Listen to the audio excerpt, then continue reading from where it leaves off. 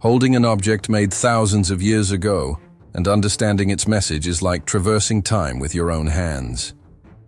For decades, archaeologists believed they had a deep understanding of the ruins of ancient Mesopotamia, especially Shuruppak, one of the oldest cities ever recorded. Thousands of clay tablets were found there, describing administrative routines, grain lists, animal exchanges, and simple records of daily life. Stories about gods and the Great Flood had also been translated countless times.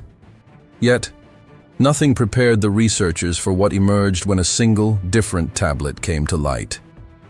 The discovery occurred during a seemingly ordinary excavation on a warm afternoon near the ancient site associated with Shuruppak, destroyed around 2900 BC. The team's objective was to document architectural layers and ceramic remains. Nothing indicated that anything extraordinary was buried there, until the ground gave way under a worker's feet, revealing a small chamber sealed for millennia, preserved beneath layers of mud bricks. When the flashlight illuminated the interior, the scene seemed frozen in time. Charred animal bones, broken pottery, and an abandoned reed basket suggested a hasty escape. There were no human bodies, but the atmosphere carried a clear sense of urgency and fear. Carbon dating placed the chamber precisely in the period associated with the earliest Mesopotamian flood narratives. In the center of the space, a thick clay casing caught the eye. It had been molded to withstand fire, water, and impact. That in itself was unusual. Tablets from that period were rarely protected in this way. When the casing was carefully opened, it revealed a single clay tablet in near-perfect condition. It had been hardened by an ancient fire, making it extremely resistant. The inscriptions were so faint they could barely be seen with the naked eye. Under the right light, subtle marks emerged, engraved with disconcerting precision. The tablet was also heavier than any other found at the site, suggesting that the clay had been selected with extreme care. Everything indicated that it had been made to last, as if the maker knew it needed to outlive the city's own collapse. Around the edges, high-resolution cameras captured delicate patterns that did not correspond to any known Shuruppak writing style. It was not an administrative record. The texture, density, and visual organization suggested deliberate intent. One of the archaeologists stated, almost in a whisper, that it seemed like a message intended for the future, not for the scribe's contemporaries. When the tablet arrived at the laboratory, the strangeness only increased. None of the markings matched any known Sumerian catalogs. It wasn't just an ancient text. It was a coded text, and no traditional linguistic approach could decipher it. The symbols resembled archaic proto-cuneiform, but behaved differently. Groupings repeated themselves with mathematical symmetry, occupying all available space. There were no free margins, nor conventional separations. Some symbols suggested water, others sky, others cyclical movement. But, together, they did not form comprehensible sentences. It was as if the language had been compressed to its maximum limit. Human attempts at translation quickly failed. Separating the symbols into syllables destroyed the pattern. Grouping them semantically produced no meaning. Treating them as numbers created instability. The tablet seemed to resist human interpretation, as if it had been designed to be read in another way.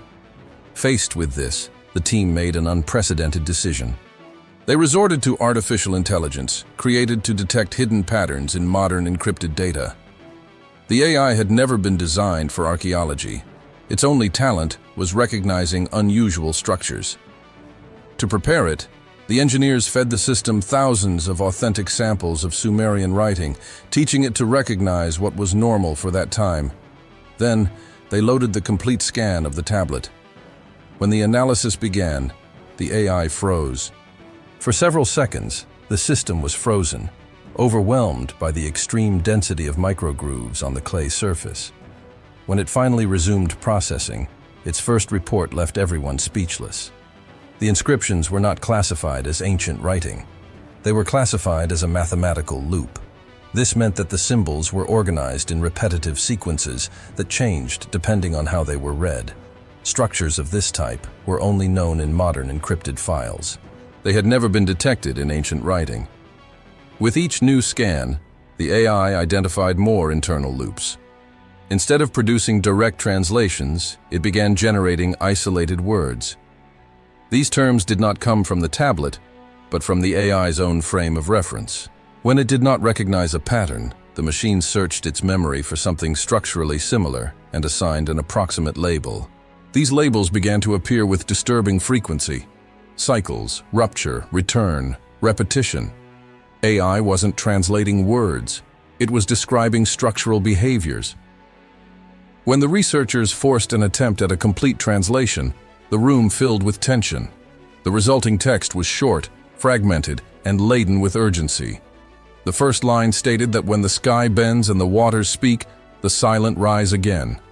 Then it said that the world had drowned before, and that it would drown again. The last line warned that the watchers below do not sleep. It didn't sound like a myth written centuries later. It sounded like someone recording a collapse as it happened. As more fragments emerged, the text became surprisingly concrete. It described abrupt climate changes, crops rotting in the fields, acidic and unstable soil, unpredictable rivers. These details corresponded exactly to what archaeology already knew about Shurupak's final years. One passage stated that the stars had disappeared from the sky. The AI marked this as symbolic, but scholars interpreted it as dust storms or thick atmospheric fog. In a city surrounded by river plains, a simple environmental change would be enough to completely obscure the night sky. Next, the text mentioned a second flood, not of water, but of dark air, something that would block the light and suffocate the world. The author stated that he did not record this by choice, but out of obligation. He said he had been ordered to record the message for those who would come after him. Up until then, everything seemed like an environmental warning, but then the tone changed. The text then went on to speak of something much older, something that existed before humans dominated the plains. It claimed that the Great Flood was not intended to destroy people, but to erase something else. It mentioned beings described as those who have no breath and who walk in the shadows. The AI associated these expressions with patterns found in ancient Sumerian exorcism tablets, which described non-human forces. These were not literal translations, but conceptual correspondences. The text stated that these beings had not been destroyed, only pushed to the cold places beneath the earth, where water could not reach. These descriptions echoed ancient myths about entities that survive in silence, associated with earthquakes, fissures, and disturbances in the ground. Stories of spirits described as dead, yet awake, trapped in the depths, but conscious. The parallel was too strong to ignore. The most disturbing passage stated that these forces return when human arrogance grows. The text warned that new builders, who forget the memory of the depths, risk awakening what sleeps below. The fear in the language was palpable. The tablet also described physical signs: earth trembling, ground cracking, strange lights appearing near fissures. The AI associated these symbols with geological activity. The author appeared to have witnessed real tremors and ruptures during the city's final days. When the AI cross-referenced these descriptions with modern data, something even more unsettling occurred. It began to find direct matches: flash floods in historically dry regions, increased seismic activity in the Middle East, deep fractures emerging near ancient settlement areas, unexplained lights recorded in ocean depths where no bioluminescent life should exist. The AI indicated an 87% statistical alignment between what the tablet described and current global conditions. It no longer seemed like a symbolic interpretation. It seemed like a recurring pattern. The final conclusion was devastating. The flood, according to the text, was not the end. It was a restart. A cleansing event intended to bury something older. The real disaster was yet to come when the cycle returned. The tablet spoke of neither monsters nor divine punishment. It spoke of natural processes, trapped gases, deep pressures, ancient buried materials that emerge when the planet breaks apart again. It spoke of a sudden silence before the collapse, something that modern science recognizes as common before major earthquakes. The final message stated that the warning was not for the ancient world, but for survivors of a future cycle. When the researchers requested further analysis, the AI crashed and displayed an alert. The patterns were dangerously similar to the present. The conclusion left everyone deeply shaken. The author believed that the Earth goes through cycles of collapse capable of wiping out entire civilizations, and that these cycles don't end with the flood. They return when the same signs reappear. Whether this is merely an echo from the past or a warning that has spanned millennia remains a question. And now I want to know your opinion. If this type of discovery were real, do you think we would be ready to hear what it has to say? If this topic intrigued you, leave a comment, like the video, and subscribe to the channel to continue following these stories that challenge everything we think we know about our own world.